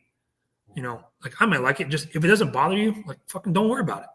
And he was very central in that. Yeah, he supports Trump and all that stuff, but he also like talks down about a lot of shit Trump says that he wishes he wouldn't say, which because he tries to hold people accountable. And I think a lot more people need accountability because there ain't enough of it in the world right now. Like accountability is one of the biggest things I try and preach is if you fuck up, man, just say you fucked up. And like when all the people, like after COVID, right, we were all making fun of the people that wore the masks and fucking did all this shit, but they were fooled. People are easily manipulated and fooled, and these people were fooled. And he would tell people like, don't dog these people out. Don't fucking talk down to them. Like they were misled. You know, we need to welcome them back to like free America. You know, let's not until the recent one, and now it's coming back again. It's the same fucking people. So yeah, right. He said that too. He said this time doesn't, kind of make fun of them, but he didn't exactly. I haven't listened. I haven't watched any of his stuff in a little bit. I've been on a different. I've been out of the whole fitness space. I do that too. Yeah, he's just a little much when he starts going off. Yeah, when he starts going on his rants. Yeah, and I didn't really like the you got CTI and then you got the other one. What's the other one that he does? Real AF. No, questions and answers or yeah. I don't really like those ones because you don't really get a lot of information out of it. No, not that you're supposed to, but just the one thing that one of the things that I liked a lot was that a lot of the shit that he said would happen happened. You know, everybody thinks you're crazy. Everybody thought he was crazy. There's a lot of people that everybody thought was crazy. That now, like with all the COVID stuff, that now it's all coming to light, and they were right. We were all right the whole time about most of it. Mm-hmm. You know, but what's crazy to me is like there's still fucking people playing this game. I just seen a couple posts, the other day. These people, I got COVID. I'm like, holy fuck! I'm just deleting you off Facebook. I don't even want to hear it. Oh, dude, I understand like people having difference in opinions, and you can still be friends on differences of opinion, but there comes a point when you got to just. I'm tired of seeing the shit and hearing the shit, And if you're not going to drop it, because you don't see me posting about COVID anymore. I don't post about how I was right about all the shit that I did or talked about or whatever because I don't care. Because we all made it through the shit. It's time to move on. And now we know better next time to not be fooled by all this dumb shit. And like I still see people wearing masks, and do I think like you're fucking retarded? Yeah, I still think that, but I'm not gonna say it. No. Like the only time I would ever say something to somebody, like if it was downgrading at all, is if they were looking at me and said something to me for not wearing one or something. Like I just give them a little bit of their own medicine. Yeah, if you want to wear one, dude, be my guest, but don't fucking talk shit to me because I'm not wearing one. Yeah, and that goes. Don't try to rob me because you're wearing a mask either. Yeah, right. Punch you right in the fucking throat. Fucking bad day you trying to do that in America, buddy. Bad day you trying to do that shit here. Nah, see, we got to get good with the knives. You should see us throw fucking knives around here. So we take you guys on the max throwing thing. You all have it figured out, huh? Oh yeah. Well, that's all we got. You got to be proficient in it. Yeah. I can throw a steak knife 60 feet that way, and I'll fucking ding that thing, but I can't shoot like a bunch of snow ninjas. But bunch of snow ninjas. Yeah. Y'all walk around with throwing knives and throwing knives and Chinese stars in your fucking pockets. Chinese stars for sure. Just in case somebody tries to mug you. Yeah. Jesus Christ. Nah, that shit. Actually, that shit's starting to happen quite a bit in my little town here. Really? I live in a little city, like 70,000 people. I live outside of it, but my city is like 70,000 people. And we have so many fucking immigrants here now, and people are getting like stabbed and beat up and jumped and robbed, and it's just getting crazy. And they wonder why everybody talks about closing the fucking border down. Mm-hmm. We did the same thing your government did. bring in all this shit for the votes, give away all this fucking money. You know, when Harris left, I think we had a $30 million surplus, like one of the only countries that had a surplus of money. And like now we're billions in debt too. So, and like, so he come in what, 2012 or 2014? So like 10 or 12 years, ruined the whole fucking country. I was talking to somebody in the car the other day, yesterday actually, and we were talking about just politics as a whole and how the world works. At the end of the day, you and I have no fucking control over any of it, but we all worry about it so much. I know. Like I get it. Everybody, it affects us, right? So yes, everybody's vote matters and everybody's vote counts. But at the end of the day, them fuckers in charge are gonna do whatever they want. There's nothing we can do about it. And there's only a few thousand of them and millions of us. Exactly. Let it happen. Unfortunately, they forget what happened in America back in the day. But it's because everybody's a bunch of pussies nowadays. Yes. You can say whatever you want on this podcast. I was going to try and keep it. I was going to try and not go too far with it, but everybody's a bunch of pussies nowadays. Yeah. People don't stand up for what they believe in anymore. And that's a problem. No. That's a big fucking problem. I think that's why a lot of people get labeled assholes too, like Andy, myself, probably you. You're probably an asshole to somebody because you're straightforward. You've been straightforward since I talked to you. So there's a lot of people who don't like me anymore because I started finally standing up for myself, and people don't fucking like it. People don't like it when you stand up for yourself. I don't have any filter. I don't give a fuck. I don't care to hurt your feelings. You know, like if you're in the wrong, I'm going to make sure you're in the wrong. You know you're in the wrong. Yeah. If I'm in the wrong and I did that, well, sorry. I've had a pretty good filter my whole life. I don't speak out, and I don't want to call it being an asshole, but I'm not really an asshole unless I have to be. That's me, right? But there comes a point when you're tired of people disrespecting you and pushing you around that you put your fucking foot down, and all of a sudden you're the bad guy because you did that. Mm-hmm.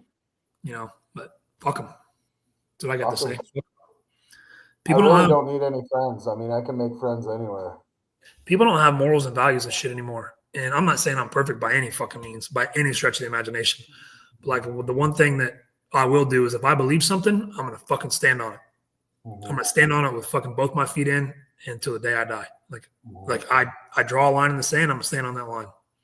You know, not a lot of people they just go along with everybody and everything because they don't have no beliefs. Like you'd be surprised if you ask people like give me 5 things you truly believe in, like 5 morals you have, 5 values that you like hold dear to your heart. People can't tell you that. They don't fucking know. They don't know what they believe in or what they stand for. It's a problem. Back in the day, people had shit they stood for. That's how countries were, you know, that's why America is the way it is. America, they weren't going to be fucking taxed anymore. So, and look at us now. We're taxed out of our fucking ass. Fuck, you guys got it good. Come over here. No, I'm all right. Y'all can have all that shit there. Hey, your money's worth more here anyways. Is it really? For every dollar you spend, you get $1.50 Canadian. Well, let me stack up some cash first, and I'll come there and hang out. I'm going to have a hell of a weekend there. Yeah, food's cheaper here for sure. I'll make sure I bring some cash with me, and then we'll have I'll double my money and we'll party. Yeah, all right. Be a good fucking time. Jesus. I've never been to Canada before. I've never even thought about going to Canada.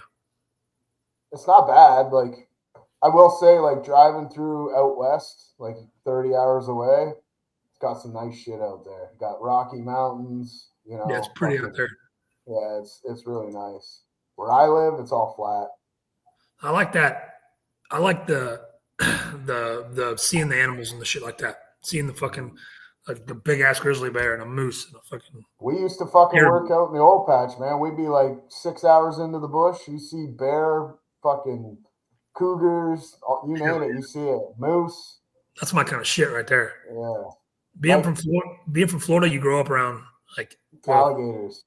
I mean, everything wants to kill you: snakes, alligators, spiders. Like you grow up on that shit. So like I grew up I didn't grow up on the beaches in Florida. I wasn't a beach kid. I don't really give a shit about the beach. It doesn't I like a nice beach, but you're not going to catch me sitting ass in the sand somewhere. I'd rather be in the woods fucking off with my buddies, riding side by sides or 4-wheelers or trucks or whatever. So the wilderness and like the nature is I've always liked that, you know. Mm-hmm. So like if I ever go anywhere out of town, like when we went there's not much to see in the Middle East because it's a fucking desert, but it was cool to like go near the water and see like the fish, shit like that. And then when I went to like going out, like when I did a lot of work in Alabama, seeing the deer. I don't see deer in Florida. You don't just see deer in your front yard in Florida. But out there, you see deer and shit everywhere. It's cool to see that stuff. First time I went out west. So where I am, you don't see a lot. We do have a lot of deer where I am, but when I drove out the first time and stayed in the cabin for this fucking drilling company, the very first night, walk outside to take a piss because there's only one bathroom and my buddy was sleeping in the room with the bathroom. Walk outside, take a piss, look to the left of me, a fucking moose standing there. I was like, oh shit, they're fucking huge, man. They're rowdy too, ain't they? Won't they fuck you up? They'll fuck you up if you get in their space, yeah. God damn. Hey, I still got went right back inside. I still got that Canadian dollar you gave me in the fucking visor of my truck. Yeah, $5. $5 in case I ever got to go across the border. I get $5 to bribe them with. Fuck off, let me through. That ain't worth shit now. My passport's fake. Let me through, okay? Fuck off. $2.75 American. That's worth. Yeah. Well, my goal one day is to race.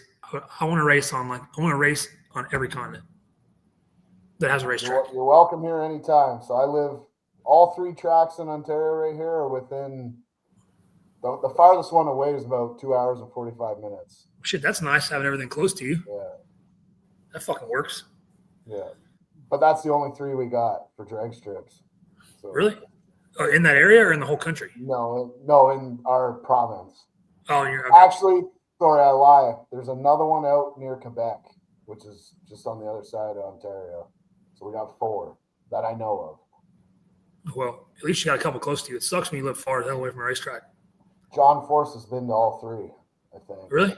Yeah. Oh, fucking John. He's the Dale Earnhardt of drag racing. That motherfucker's still alive. Dude, he's in his mid-70s driving top fuel cars. Yeah, and he's probably crashed 500 times. God damn, more than anybody else I've ever seen. Yeah. Motherfucker's still going 200 miles an hour when he's flying out the top of the fucking roof. Dude, flap open, jumping out. Fucking bails out the side. Yeah. We were changing engines in Charlotte a couple years ago. I worked for Stevie. We tore up an engine in Q1, and we had like an hour to change engines.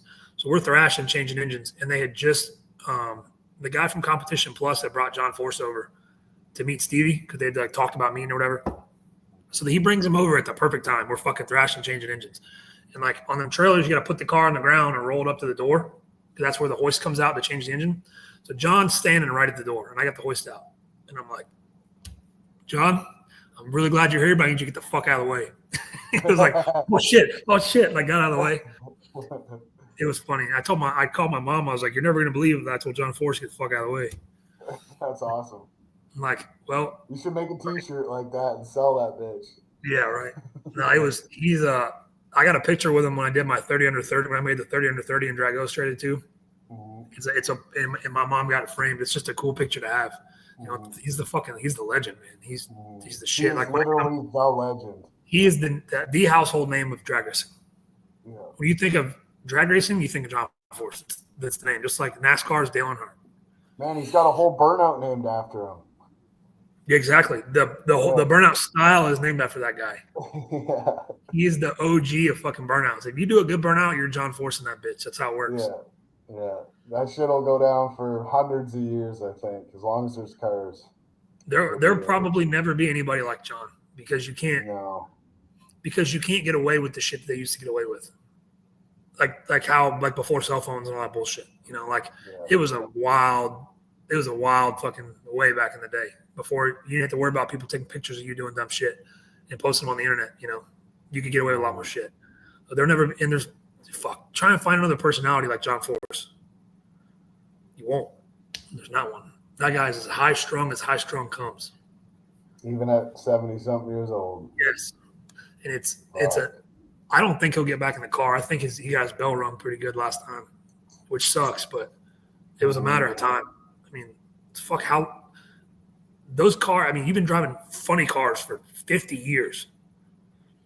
Like, how rough are them things on your body? Clearly not rough enough. I guess not. Motherfucker's still going. I don't understand how. Think of how many times his heart has hit his spine or the back of his rib cage. Like, I don't know. And then like when you throw the chutes in them cars, the amount of negative G's they pull, like tries to throw your eyeballs out of your head. Yeah. Like, how can you still see what you're doing? Maybe he doesn't. Maybe it's all by feel. Closes his eyes and holds the steering wheel. Holds on until the fucking chutes come out. He just knows. You know what I mean? He got that many fucking passes. He goes, right here, I just turn the wheel a little bit, we're good to go. There's probably no one that has as many laps in a race car as John Force. Still alive on the planet. I'm willing to put money on it. Dude, that's... I don't know. What year did he start racing? Fuck, how old was he? Probably fucking teens. Teens, 20s. I wasn't even thought of yet. Yeah, you're still in Baghdad. Shit, my parents probably weren't even born yet. No, probably not. How old are your parents? My mom probably wasn't born. My dad probably was. My dad's in his 60s. My mom's in her 50s, but there ain't no telling. Ain't no telling. Crazy. Man's had a hell of a life. Done a lot. Imagine that fucking life.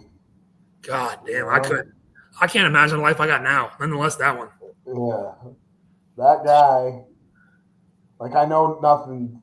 You know, nothing means anything when you die. But I mean, when he dies, like, that guy lived life to the absolute fullest. Like, all the fucking way. Full timing, no fuel. Full tilt. Full timing, no fuel, buddy. To the fucking end, all the way. Yeah. You'll see him. He'll be inside somewhere, black ass sunglasses on, and a leather jacket. Just fucking John Force everywhere he goes. Big white fucking teeth. Yeah, big fucking white teeth. Yeah, he's awesome. He's fucking awesome, man. The sport will. I hate to say it, but I hope it doesn't happen this way. But it'll be just like Dylan Hart. When John Force goes, the sport will go with him. I hope not, but there'll be a big hole in the sport when that man leaves. Mm-hmm. Yeah, people come to the track to this day to see that man, just to see him. Maybe his daughters will continue it on. Yeah, Brittany does a fucking hell of a job in a top fuel dragster. Mm-hmm. They got a badass top fuel dragster. I mean, she owns the majority of the speed records across the country for racetracks. Yeah, I just seen that the other day. I seen a video come up, and she set the fastest overall time or fastest time at one point. I know one year she set don't quote me on the numbers, but she set 25 plus of the 30-something track records across the country in 1 year. She was just on a tear, fucking setting track records all over the country. It's crazy. Yeah, I mean, in 1 year. Y'all getting gapped by females. Yeah, exactly. Yeah, she is pretty badass what they do. Her crew chief, Grubby, he's fucking badass. Like, I call it low ET or no ET. They're going to fucking go or they're not. Yeah. It's just going to the pole or it ain't going. Smoke the fucking tires. Yep. Yeah, that shit to me is so cool. I always wanted to do top fuel, but I wanted to do it just to experience it, but I don't want to work on one very long. Them dudes do a lot of work. Mm-hmm. A lot. How many engines do you think they go through?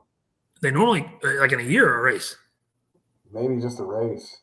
In a race, I'm sure they bring one engine, Yeah. one short block per lap. So they'll have 8 short blocks in the trailer. Probably 8 sets of heads in the trailer, 8 racks in the trailer. They probably have the big budget, big money teams probably have enough to put a completely new engine in the car every lap. Well, because you can go out there and destroy the fucking engine every lap. Like, how much do you win when you win that? Top fuel? I don't know how much it is per race. I know the championship pays like $500,000 for the championship. Oh, that's not terrible. But $500,000 probably covered. $500,000 is what they have in engines in the fucking trailer. Probably, yeah. And yet you can go through. I've seen people completely explode 4 or 5 engines a weekend. Blowing bodies off. Like, one of them bodies is $50,000+ for a funny car body. Somewhere in the realm of 70, I think. I think they're really expensive, and I've seen them blow a couple of them off a weekend. The amount of money that they spend. Like, somebody told me one time, and I don't know how factual this is, but they said it's basically like every time a top fuel car goes on the track, it's like you set $25,000 on fire. And you say there's a lot of smart motherfuckers in this sport. That don't sound very smart. No, not at all. No. Sidney Frigo, the guy that I raced with last year, the guy that I raced with in 23 out of Brazil, he raced top fuel for a little while. And I always would fuck with him like, Sidney, you need another top fuel dragster. And he goes, no. He goes, every pass, 25,000. Set it on fire. Throw it away. 25,000. Holy fuck.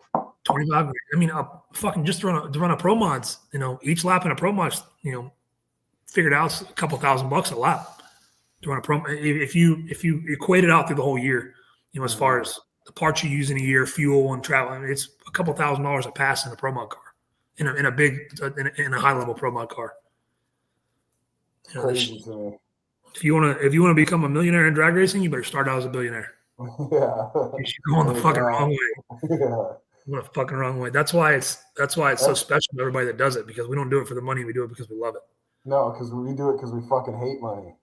Exactly. We hate it, and we hate to have it. We don't want to have bank accounts with much money in them. We want it to be all in a race car outside. Yeah. You can't drive your bank account. Fuck no. Fuck no. You can't race a house either, but you can live in a car. Yeah, that's right. Live in a car. Yeah. Fuck, we almost did 2 hours, man. We're like an hour and 40 minutes. Fuck yeah. Longer than I thought I'd be able to talk about some shit for. Hey man, we still got lots to talk about. There's more. We ain't gonna do it today though. We'll do it. Yeah, that works. We'll get you on again some other time. For whenever, I'll come up with some wild shit to ask you. Yeah, no, don't do that. I'm not good on the spot. I'll get a little notepad out. I'm gonna write some fucking questions down and put you on the spot. I'm already doing my notepad for you for next time. Fuck yeah, even better. Yeah. This is the first podcast I've ever done, so it's pretty cool. Well, it's not a huge podcast yet, but I've got I think we're coming up on 22,000 listens. We're on Spotify and YouTube now, so now that's on YouTube, hopefully it grows a little bit. But getting some cool people on. I mean, I'm with my schedule and then trying to line it up. Like I got a couple big time no prep guys that want to come on. I'm working on Doug, the Motion Racer. He's busy. But I like to get some of those guys on and just, hear their story and grow this thing. I don't care if I make any money from this. I just want people to, now they met you, they met me, they see us, they hear us talk. And well, it's cool for people that don't get to come to the track all the time and see us and talk to us, have a conversation with us, just to hear how some of us think, see how some of us act. And maybe in like a format like this where we're unfiltered. Yeah, it's just unfiltered, chill. I don't ever want like a fucking schedule or, I don't care if we have some points that we talk about and shit, but for the most part, I want it unedited, raw. This is it, the real deal. I can't say the other one because Andy might come after me, but just real. Yeah. So. Yeah. Just real. Just plain real. Not the other part, just plain real. Yeah. Well, it's cool. I'll definitely pay attention. I didn't even know you were doing a podcast till you asked me about it. I didn't even know you had one. Yeah, it takes time to build it. So. Oh yeah, for sure. And maybe fucking 10 years on the road, we'll do another one. And God dang, remember that one? Fuck, I'm gonna have you on here in like maybe a year when you come to Canada and we go shoot some fucking deer or something. Don't threaten me with a good time. I'm down for it. I told you I'm passport ready. I got the fucking diesel pusher now, so we'll jump in that bitch and go up north. Come down when there's snow on the ground though. I don't have clothes for that. Oh, you will. As soon as you cross, you go to Walmart. Be a Walmart guy. You go through a Walmart, yeah. We'll load the side by side up and we'll just fucking take off. I'm fucking down. Don't threaten me with a good time. I love traveling. I hate being home. Traveling is my favorite thing to do. So I hate being home. So you just tell me when. Well, you tell me when, but whenever, with all this free time that both of us have, we'll get it done. Next winter, all right? Yes, exactly. Exactly. Well, I appreciate you coming on, man. I'm sure this podcast is probably going to be one of the top ones. I mean, it's a pretty good one, I think. So cool. Well, I appreciate you having me, man. I appreciate you asking me to come on here. It was cool talking to you for a little bit. Yeah, you too, man. We'll stay in touch. Yep. Let me know next time, and I'll be down. Okay. All right, bud. See you. Yeah, bud. See you.